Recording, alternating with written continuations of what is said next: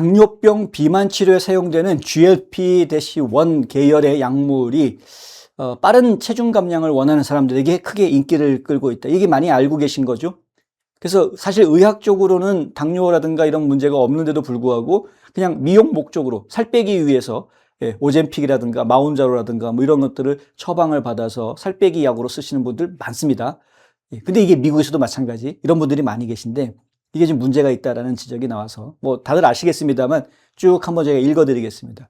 미네소타주 면허 약사인 캐리 레스터 박사가 최근에 저스터 뉴스하고 인터뷰를 했는데 마른 사람들이 이 약을 처방받으려고 오젬픽 이런 거 처방받으려고 찾아오는 경우를 봤다는 겁니다.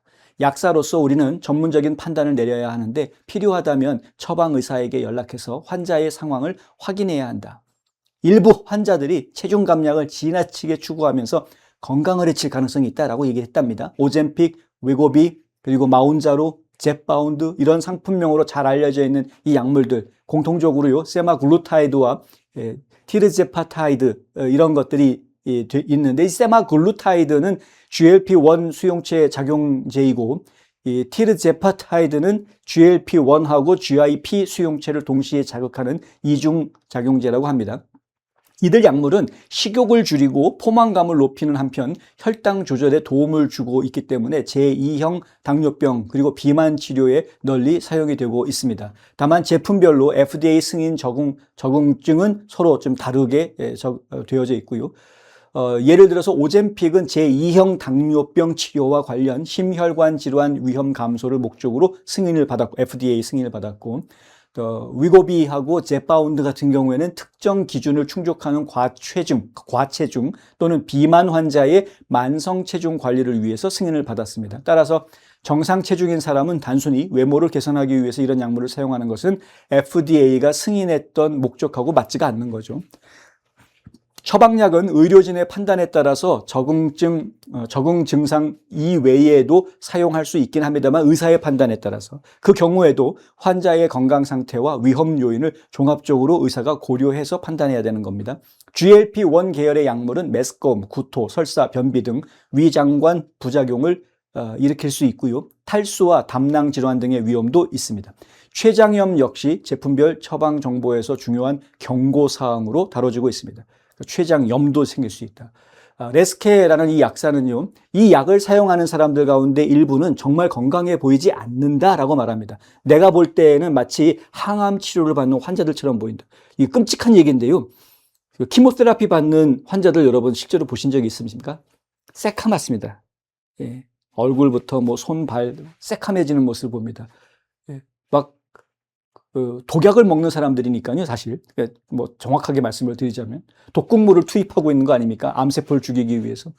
항암 치료를 받는 환자들처럼 보인다. 뭐 이런 살 빼려고 약 처방 받은 사람들이 얼마나 건강 상태가 안 좋아 보이면 그렇게 얘기하겠습니까?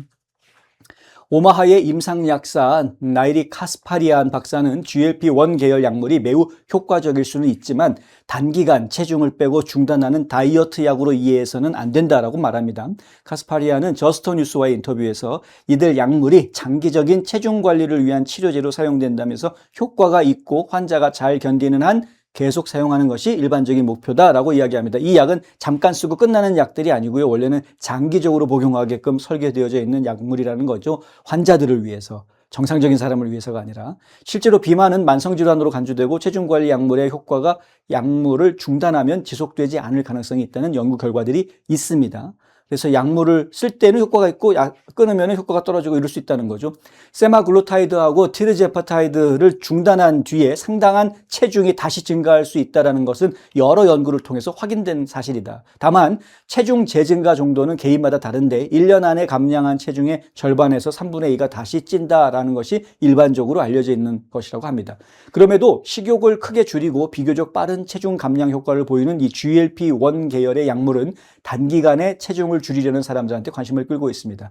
미국에서 현재 GLP-1 계열 약물을 사용한다고 답한 사람의 비율도 빠르게 증가하고 있다고 합니다. 저스터 뉴스가 인용한 최근 자료를 보면 현재 사용률이 2024년에서는 3%였는데 2026년에 와서는 11%로 무려 8%, 2년 사이에 8%나 늘어났다. 환자들 사이에.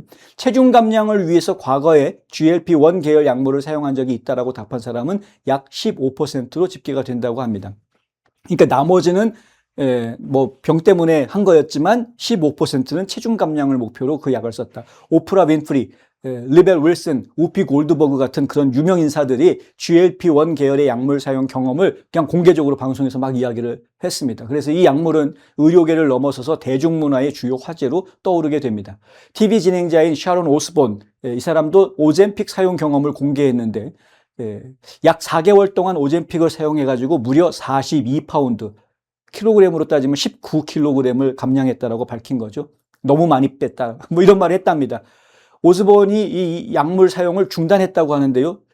체중이 지나치게 감소한 데 대한 우려를 여러 차례 공개적으로 밝혔다라는 이야기도 합니다. 너무 많이 빼가지고 큰일 났다 이거죠. 이러다가 죽겠다라는 말 나올 수 있는 거 아닙니까? 배우 겸 코미디언인 에이미 슈머 역시 GLP-1 계열 약물에 대한 경험을 공개했는데 슈머 같은 경우에는 오젬픽과 웨고비 계열 약물을 사용했지만 심한 메스꺼움 같은 그런 부작용 때문에 중간에 멈췄다고 합니다. 이후에는 마운자로를 사용하면서 좀 훨씬 더 좋은 경험을 하고 있다 이렇게 이야기를 했다고 하죠. 연예계에서 체중 감량이나 외모 변화의 원인을 지나치게 숨기는 관행을 비판하면서 유명인들이 약물이나 성형수술 등의 사용 여부를 보다 솔직하게 공개해야 된다는 주장이 있긴 합니다만 어쨌든 반면에 배우 아리아나 그란데와 그리고 제나 오르테 같은 사람들은 오르테가 일부 유명인들의 체형 변화를 두고 온라인에서 GLP-1 약물 사용설이 제기되기도 했습니다만 이들이 실제로 약물을 사용했는지는 알 수 없다. 뭐 이런 얘기들이 있습니다. 피트니스 전문가이자 방송인 질리어 마이클스는 팟캐스트 Actual Friends라는 데에서 오젬픽과 같은 약물을 주사 한 방에 담긴 섭식 장애라고 강하게 비판하기도 했다고 합니다. 그러니까 뭐 찬반 논란들이 좀 많이 있는 거죠. GLP-1 계열 약물을 이용한 급격한 체중 감량에서는 지방뿐 아니라 체지방량, 특히 근육량이 함께 감소할 가능성도 우려되고 있습니다. 이거 상당히 중요한 부분인데요. 일부 임상시험과 체성분 분석에서는 GLP-1 계열 약물을 이용해서 상당한 체중을 감량한 사람들에게서 체지방 양의 감소가 나타났다고 합니다. 다만 감량한 체중의 25에서 40%가 체지방량이다라는 이 수치는 연구 방법과 약물 환자군에 따라서 달라질 수 있기 때문에 모든 사용자들에게 일률적으로 적용할 수 있는 수치는 아니라고는 합니다만 어찌됐든 그냥 지방만 없어지는 게 아니라 근육도 줄어들 수 있다. 이건 상당히 신경 쓰이는 부분이죠. 전문가들은 체중 감량 과정에서 충분한 단백질 섭취와 저항 운동 등을 통해서 근육량을 유지하는 것이 중요하다고 강조합니다. 요즘 많이 SNS에 많이 올라오는 내용들이긴 한데 나이가 들수록 중년 이후에 나이가 들어가면 들어갈수록 근육량을 유지하거나 오히려 근육을 더 만들어내기 위한 운동을 해야 된다라는 이야기를 계속 해주고 있죠. 많은 분들이.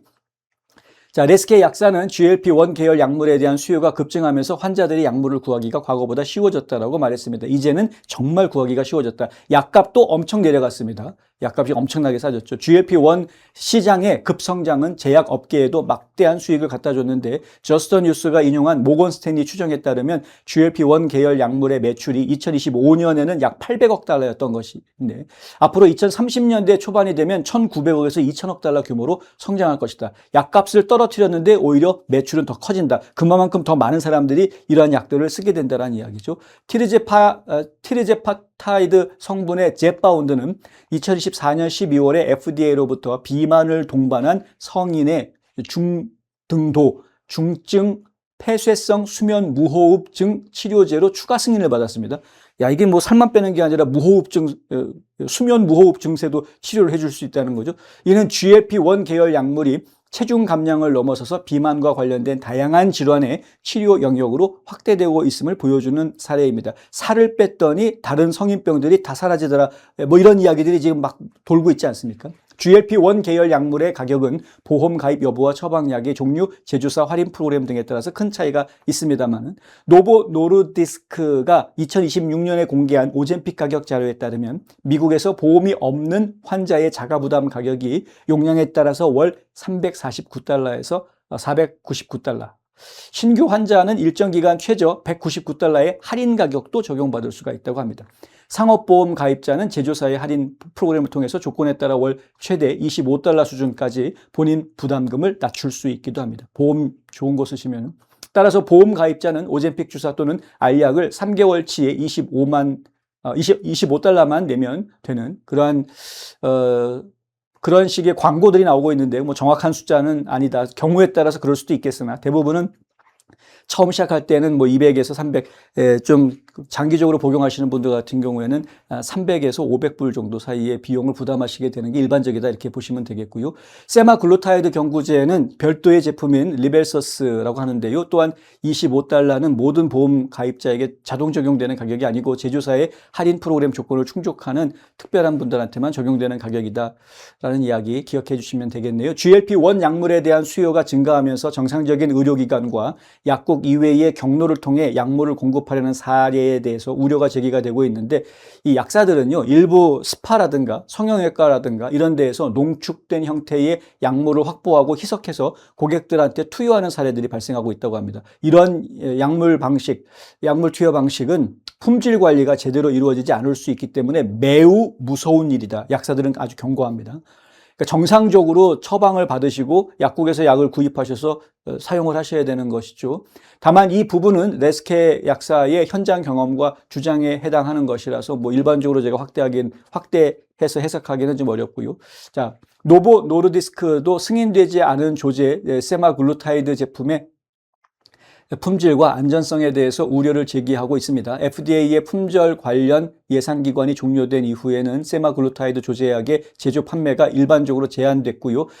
예외적인 조제 조건은 별도로 적용이 된다고 합니다. GLP-1 계열 약물은 비만과 제2형 당뇨병 치료에 획기적인 변화를 가져왔다는 평가를 받고 있긴 합니다. 하지만 정상 체중인 사람이 단기간에 외모 개선만을 목적으로 사용할 경우에 치료의 이점과 위험을 신중하게 따져야 한다는 지적도 함께 커지고 있습니다. 전문가들은 체중 감량의 속도뿐만이 아니라 약물 사용의 기간, 영양 상태, 근육량 유지, 이거 중요하죠. 근육량 유지, 약물 중단 이후에 체중 관리 등을 종합적으로 고려해야 한다라고 이야기합니다. 기억해 두시면 좋겠습니다.